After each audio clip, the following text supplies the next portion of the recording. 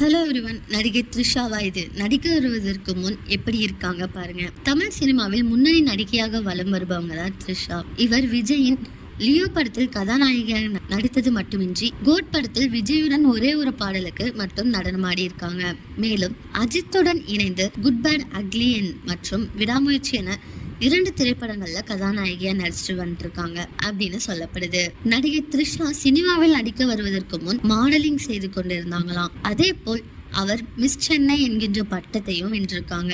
இந்த தகவலை பலரும் கேள்விப்பட்டிருந்தாலும் கூட த்ரிஷா மிஸ் சென்னை பட்டம் வென்ற காட்சியை பார்த்திருக்க வாய்ப்பில்லை. இந்த நிலையில்தான் மிஸ் சென்னை பட்டம் வென்ற போது நடிகை த்ரிஷா எடுத்துக்கொண்ட புகைப்படம் ஒன்று வெளியாகிருக்கு.